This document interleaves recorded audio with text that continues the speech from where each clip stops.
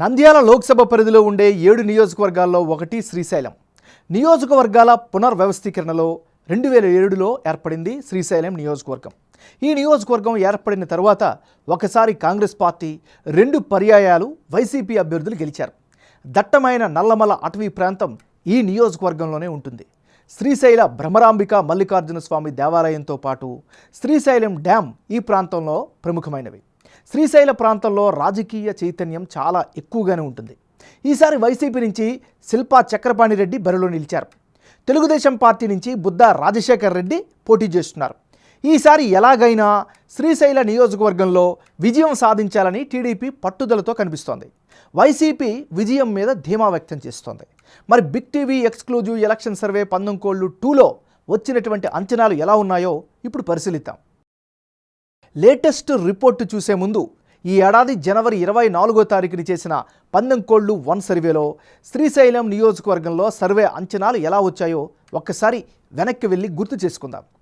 19:1 సర్వేలో భాగంగా శ్రీశైల నియోజకవర్గంలో వైఎస్ఆర్ కాంగ్రెస్ పార్టీకి అనుకూలంగా 51% ఓటింగు, తెలుగుదేశం పార్టీకి అనుకూలంగా 42% ఓట్లు వచ్చే ఛాన్సెస్ ఉన్నట్లుగా ఆ సర్వేలో తేలింది. అదే సమయంలో ఇతరులకు 7% ఓట్లు వచ్చే అవకాశం ఉన్నట్లు తేలింది. పార్టీల పొత్తు రాజకీయాలు, అభ్యర్థుల ఖరారు తర్వాత కీలకమైనటువంటి శ్రీశైలం సెగ్మెంట్లో 19:2 సర్వేలో వచ్చినటువంటి అంచనాలు ఎలా ఉన్నాయో ఇప్పుడు పరిశీలిద్దాం.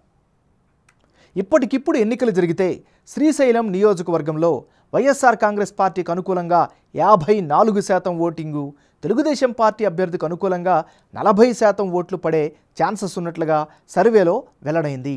అదే సమయంలో ఇతరులకు 6% ఓట్లు వచ్చే ఛాన్సెస్ ఉన్నట్లుగా కనిపిస్తోంది. 19:1 సర్వేకు 19:2 సర్వే 2 మధ్య జనం అభిప్రాయం ఎలా, ఎందుకు మారింది? వైసీపీ, టీడీపీ అభ్యర్థుల్లో ఎవరికి ఎడ్జి పెరిగింది అన్నది ఇప్పుడు ఒకసారి పరిశీలిద్దాం. శ్రీశైలం సెగ్మెంట్లో 19:1 సర్వేలో భాగంగా వైసీపీ అభ్యర్థి శిల్పా చక్రపాణి రెడ్డికి 51% ఓట్లు, తాజా సర్వేలో 3% పెరిగి 54% ఓట్లు వచ్చే ఛాన్సెస్ ఉన్నాయని తెలుస్తోంది. అదే సమయంలో తెలుగుదేశం పార్టీ అభ్యర్థి బుద్ధా రాజశేఖర్ రెడ్డికి గత సర్వేలో 42% ఓట్లు, తాజా సర్వేలో 40% ఓట్లు వచ్చే అవకాశాలు ఉన్నట్లుగా తెలుస్తోంది. ఇక ఇతరులకు గత సర్వేలో 7% ఓట్లు వచ్చే ఛాన్సెస్ ఉంటే తాజా సర్వేలో 6% ఓట్లు వచ్చే ఛాన్సెస్ కనిపిస్తోంది.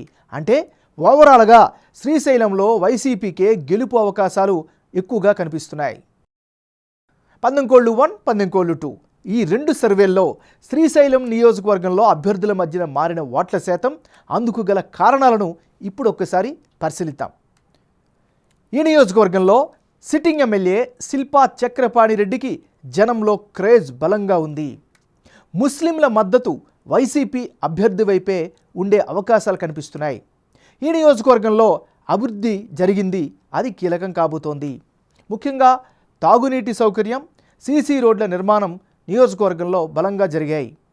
వైసీపీపై ఉండే యాంటీ ఇంకంబెన్సీ ఇంపాక్ట్ ఖచ్చితంగా కనిపించే అవకాశం ఉంది.